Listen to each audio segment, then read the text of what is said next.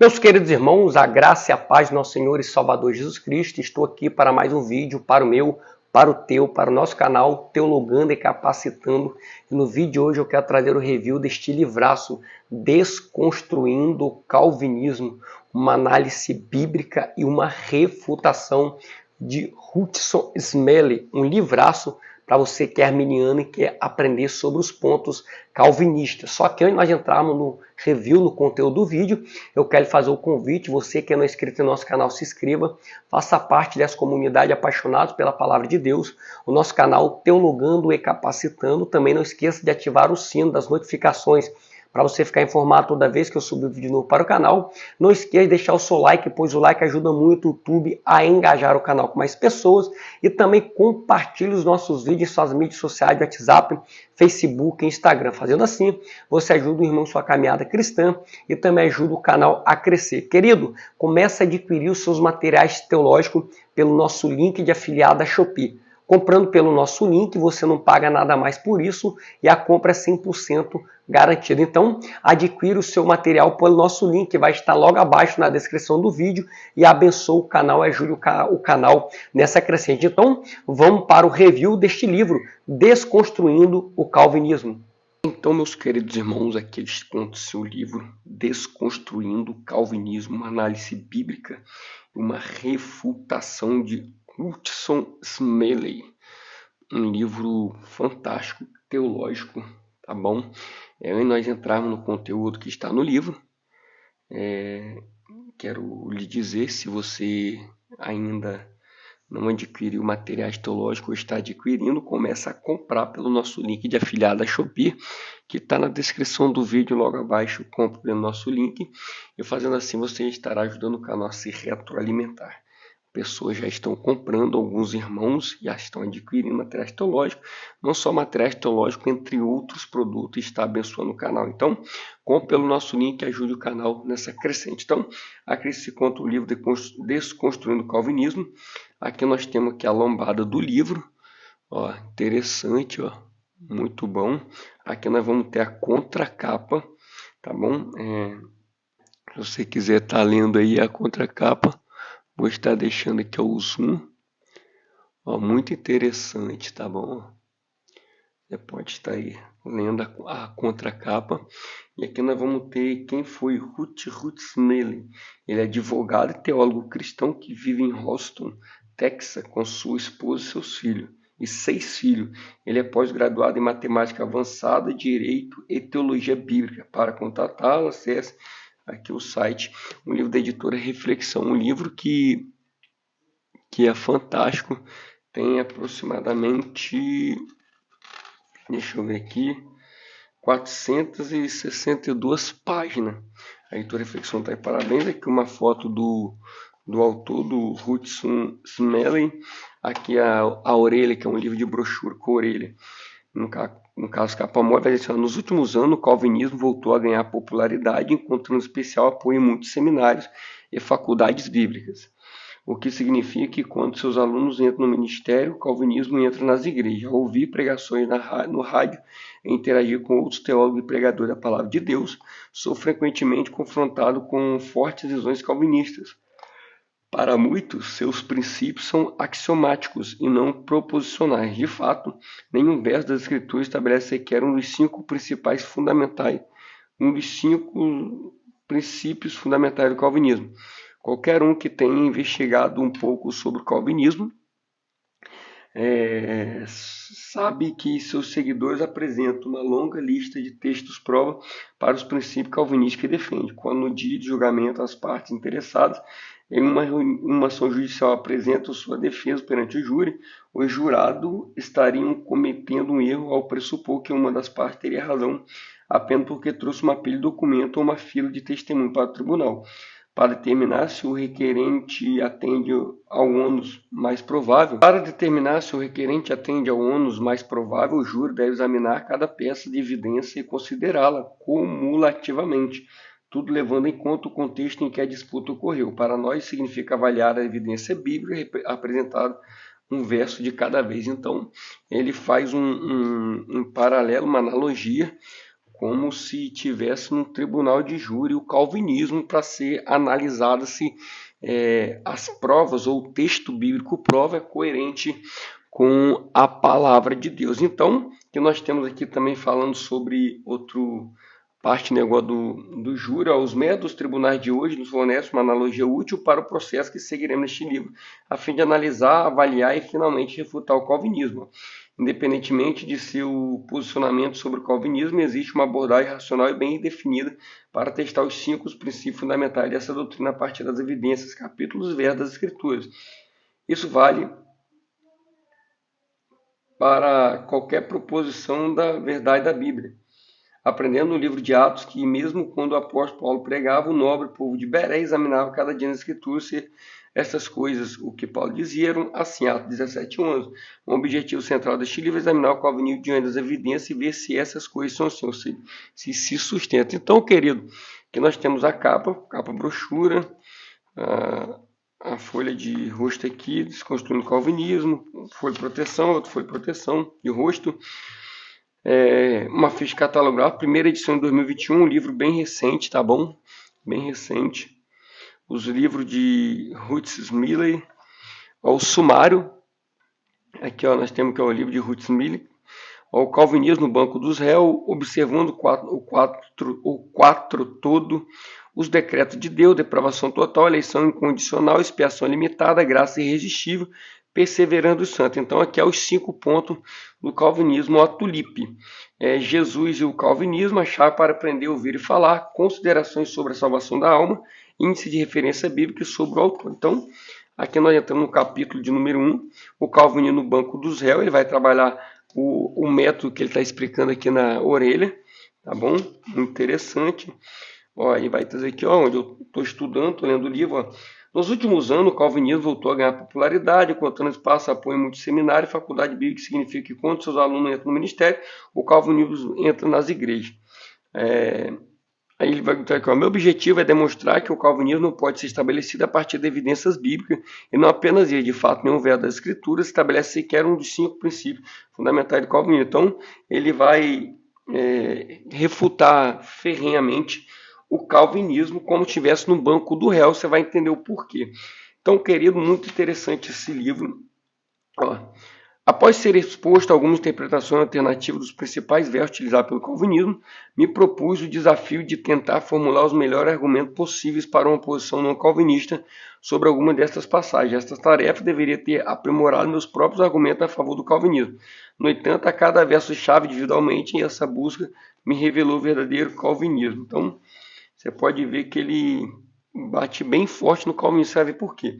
O mais importante, observações preliminares, os calvinistas frequentemente acusam os não calvinistas de não crer na soberania de Deus. O que eles estão dizendo, na verdade, é que os não calvinistas não creem na definição calvinista da soberania de Deus. Uma terceira observação preliminar é que nem todos os calvinistas possuem crenças idênticas, que diferem. Muito interessante. O Novo Testamento só utiliza o termo falso mestre, pseudodidascaloi, uma única vez para equipará-los aos notórios falsos profetas, a saber, não salvos que ensinam heresia, 2 Pedro 2:1. Não creio que seja justo aplicar termos como falso mestre ou herege no sentido bíblico a cristão sincero que defende uma interpretação bem intencionada, mas errônea, uma passagem da Bíblia. Do contrário, creio que todos nós seríamos falsos mestres ensinando heresia, visto que todos diferimos em nossas interpretações de determinada passagem. Então, isso aqui é interessante, porque qual é o paralelo que ele faz? Tipo assim, que por mais que ele não acredita ou aceita o calvinismo como tendo prova evidente bíblica, ele também, como diz, não acusa de heresia, tá bom? Esse é um ponto interessante. O autor aqui, a princípio sejamos apenas biblicistas. Em sexto lugar, aqui, em sexto e último lugar, esta é a ideia de que alguém ou é o calvinista ou arminiano. Isto simplesmente não é verdade, particularmente não me associei a esses rótulos. Então, a princípio sejamos apenas biblicistas. Se a Bíblia é a palavra de Deus e a evidência diz que é, então, uma vez que alinhamos nosso pensamento com o pensamento da Bíblia, nossas posições tornam-se posições bíblicas e não opiniões. Então, ele vai dizer que ele não é arminiano nem calvinista, mas é biblicista ou soberanista, né? Assim como muitos falam. Porém, todavia, querido, nós sabemos que ele indo contra o calvinismo, os pontos defendidos por ele vai bater com o arminiano. Então, dificilmente tem como ser neutro, podemos dizer, nessa linha de pensamento entre Calvino e Arminio. A teologia, a razão, o ciclo hermenêutico. Então, ele vai trabalhar essas partes. Ó, você é o que você pensa. Muito interessante. Ó, quando ele tem de trazer esse livro aqui, um versículo bíblico, ele dá um desenhozinho aqui, uma letrazinha menor.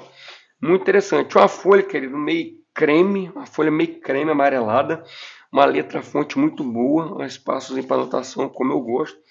Então, ó, o calvinismo limita completamente o plano redentor de Deus, ensina que Deus salva uma pequena parcela da humanidade com base em sua determinação eletiva antes da criação e ignora o restante. Então, ó, como o plano redentor de Deus exclui a maioria das pessoas, não há base para dizer a uma pessoa perdida que Deus a ama, que Jesus morreu por ela, que ela deveria crer em Cristo para a salvação, o que é esperança para ela, além da sepultura. Então, o que ele ensina aqui é interessante e vai muito a respeito do evangelismo. Então, no evangelismo, você vai para a rua, se você topar um grupo de pessoas ali que você for evangelizar, você não pode dizer que Deus a ama, que Deus morreu por ela, porque é limitada para o calvinista. Então, como, por exemplo, na visão do autor, a grande verdade é, com todo respeito ao nosso irmão calvinista, eles chegam que, de certa forma, não ser verdadeiro com quem estão evangelizando, tá bom? Porque se Deus morreu somente, Jesus morreu só pelos eleitos, então ele não pode pregar a salvação para todos. Então, muito interessante. Aqui, ó, sempre as referências com a nota de rodapé na última página. Pulando aqui, observando o quadro todo, a falar sobre o calvinismo. O calvinismo não se resume unicamente à depravação e eleição, trata-se de um sistema de pensamento com 5 princípios entrelaçados, estabelecido dentro do contexto maior de outras verdades das escrituras. Os 5 princípios da tolia, depravação total. Muito interessante. Eleição incondicional, trazendo um resumo breve. Expiação limitada. Graça irresistível.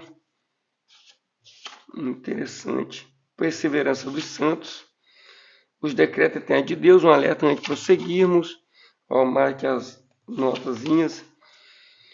Aí vou entrar aqui nos decretos de Deus. O interessante é, queridos, que o livro é muito bom, tá? Os decretos de Deus, ele predeterminou todas as coisas. O que queremos dizer quando afirmamos que Deus é soberano? Para aqueles que têm abraçado a doutrina de que Deus predeterminou tudo sem exceção, Deus não seria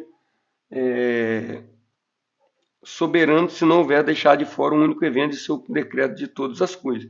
Alguns insistem que apenas seu ponto de vista honra devidamente a Deus como soberano e que outras concepções de alguma forma deprecia Deus e enaltece o homem.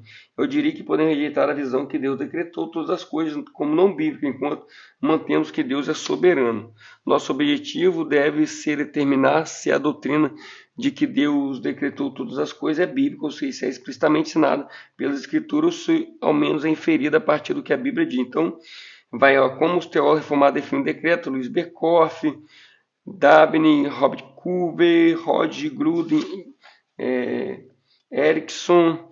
Então, muito interessante, tá bom? Muito interessante, presciência e preordenação, ele trabalha essa parte. Como Sproul explica, como Strong. Então, ele dialoga com esses teólogos importantes da teologia, tá bom, querido? Muito teólogo do decreto de Deus e o palco. Muito interessante mesmo, refutando o argumento filosófico. Aqui ele desce o bambu. Com este pano de fundo abordaremos o argumento filosófico que pode ser resumido assim forma. 1. Deus tem total presciência e criou o universo físico, portanto, 2. Todos os eventos da criação são inevitáveis de acordo com a presciência de Deus sobre cada evento da criação. 3. Todos os eventos são determinados. 4. Um agente causador determinou todos os eventos sem exceção. 5. Esse agente causador só pode ser Deus. E 6. Deus decretou, determinou, fixou todas as coisas antes da criação. Então, muito interessante, o texto prova a profecia, então ele vai entrar refutando o texto prova em geral, ele entra refutando o calvinismo com bastante argumentos bíblicos, você pode ver, os versículos bíblicos sempre destacados, Daniel 11:36, Daniel 4:35, em negrito, um livro muito bem diagramado, muito bem dividido, entramos aqui na depravação total, tá bom? Aqui fala sobre a depravação total. Então, aqui fala de João 3,16, né, sobre a depravação total, que vai dizer que é provavelmente podemos dizer, o versículo mais conhecido do Novo Testamento, e se não em toda a Bíblia. Então ele vai trabalhar a respeito desse versículo, porque Deus amou muito de tal maneira que Deus sofreu em para que todo aquele que nele crê não pereça, mas tenha vida eterna. E ele vai trazer o entendimento da depravação total. E pelo que deu a entender, estudando a respeito da depravação total, como vocês podem ver, está tudo marcado, ele defende que a depravação ela é total de uma maneira extensiva e não intensiva, como os calvinistas apontam. Tá? Então ele pega o texto de Romanos 3, onde os calvinistas usam muito como fonte para sustentar os seus argumentos, onde não ajude sequer, porque o que acontece? Os calvinistas usam que o homem, por ser totalmente depravado, não tem a condição, a capacidade de fazer algo bom. Então isso aí daria uma depravação total intensiva, ou seja, de cima para baixo de uma intensidade. Todavia, o que o autor está defendendo, eu acho que é um ponto mais coerente, é que a depravação ela é total de uma maneira extensiva, porque nós vamos ver vários versículos bíblicos, Deus convidando o homem para buscar aqui, como ele vai defender aqui, ó. Então, dali buscarás ao Senhor teu Deus, o achará quando buscar em todo o teu coração e toda a tua alma. Deuteronômio 4:29. 1 Coríntios 6:1, buscar o Senhor e sua força, buscar a sua face continuamente. Então, dá para entender esse ponto. Então, é um dos pontos de debate na depravação total, tá bom? Visto que o autor aqui ele está refutando o calvinismo, tá? E por eu ser arminiano, eu não concordo com a tulipe, tá bom? Então, mas temos que respeitar os nossos irmãos. Então, parei aqui, ó, texto prova sustentação, 1 Coríntios 2:14, onde os calvinistas também usam muito. Então, ele faz uma análise muito interessante, ó, Efésios 2:8. Então, ele trabalha muito esse aspecto. Ó, o perdido não pode crer. Então, aqui ele também vai trabalhar a respeito, né? Sobre a eleição, se ela é condicional ou incondicional, mas ele vai trabalhar mais forte essa questão da eleição a respeito do ponto da eleição incondicional que os calvinistas abordam. Deus precisa conceder fé ao perdido, então ele vai abordando os assuntos. É uma abordagem muito incapaz de crer, muito interessante, adiantando aqui onde eu falei a eleição condicional, onde ele vai trazer como fosse uma conversa para iniciar como uma introdução. Então, Mateus 22:2. Então, ele vai começar a trabalhar os pontos calvinistas. E assim, em cima, como os calvinistas definem a eleição incondicional. E assim ele vai refutando. Tá bom? Analisando termo-chave. Muito interessante. Então, ele trabalha de maneira exegética, até mesmo expositivo os textos que os calvinistas defendem. Ele faz uma exposição contrária, provando que não é exatamente aquilo que os calvinistas defendem. Ó, Romanos 9 vai trabalhar essa questão. Então, muito interessante. Um livro muito bem diagramado, tá, meus queridos? Muito bem diagramado. Estou reforçando aqui, ó, sustentação de Efésios 1:14. Então, aqueles textos que é base para os calvinistas, ele refuta. Então, aqui eu trabalho na eleição condicional, adiantando mais um pouco aqui. Vamos ver a questão da expiação limitada, que onde os calvinistas entendem que Jesus morreu somente pelos eleitos, tá? E é interessante estudar essa parte aqui, como os calvinistas definem expiação limitada. Então ele traz uma introdução da questão e vem trabalhando os pontos calvinistas, e em cima ele vem refutando. A Bíblia ensina expressamente uma expiação ilimitada, então é muito interessante, tá bom, querido? Muito interessante mesmo. E vale a pena. Texto prova de sustentação de João 10. Muito bom, muito bom, muito bom. Analisando aqui. Graça irresistível, onde vai trabalhar como os calvinistas definem graça irresistível. Ó. A visão calvinista da depravação, quando associada ao fato óbvio de que o Evangelho é oferecido universalmente no Novo Testamento, cria um problema para os calvinistas. Olha só, hein? Se as pessoas pudessem ser salvas simplesmente aceitando o chamado geral, o chamado universal do Evangelho poderia salvar qualquer um, mesmo os não os eleitos. Assim, eles concluem que as pessoas só podem ser salvas por um chamado interno, eficiente ou eficaz. Embora o chamado externo, que já faz no contraponto, geral do Evangelho possa ser e com frequência rejeitado, o chamado interior especial do Espírito Santo, do Espírito nunca deixa de resultar na conversão daqueles a quem é feito. E esse chamado especial não é feito a todos os pecadores, mas é emitido apenas aos eleitos, o que o Calvin defende. no caso, através do chamado eficaz, da graça eficaz. O Espírito não é de forma alguma dependente de qualquer ajuda ou cooperação dos eleitos por não ter em sua obra de trazê-lo a Cristo. É por essa razão que os calvinistas falam do chamado do Espírito da graça de Deus em salvar os pecadores, como sendo eficaz, invencível e irresistível. A graça que o Espírito Santo estende aos eleitos não pode ser frustrada ou recusada, ele nunca deixa de trazê-los à verdade, a verdadeira fé em Cristo. Então, seguindo a mesma ideia de Berkhoff, Gruden, como eu falei, ele dialoga com vários teólogos, é muito interessante isso, tá bom? Adiantar aqui que o vídeo está ficando bastante longo. Ó, a perseverança dos santos, se o salvo pode cair ou não. Como o calvinista define a perseverança, tá bom? Quando confiar em Cristo não é suficiente. Então ele vai trabalhar esses pontos de uma maneira teológica, expositiva, podemos dizer, e exegética, muito interessante. Ele aborda muitos temas. Ó, Jesus e o calvinismo, muito bom, muito bom. A missão de Cristo, as curas, cidades pecadoras, ó, impedindo as pessoas.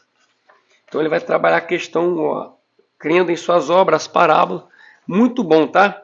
Chave para aprender, ouvir e falar, capítulo 10. Ó, aprendendo a palavra com humildade, conversar é também ouvir. Então, muito interessante. Então, um livro que vale muito a pena, você que é arminiano, considerações finais. Você que é arminiano, vai te ajudar muito esse livro, para você entender também o calvinismo. Considerações sobre a salvação da alma. Passando aqui. O índice de referências bíblicas. E chegamos ao final, tá? Muito interessante. Então, queridos, aqui se encontra o livro Desconstruindo o Calvinismo, análise bíblica e refutação de Hudson Smith. Espero que tenha ajudado e até o próximo vídeo em nome de Jesus. Amém.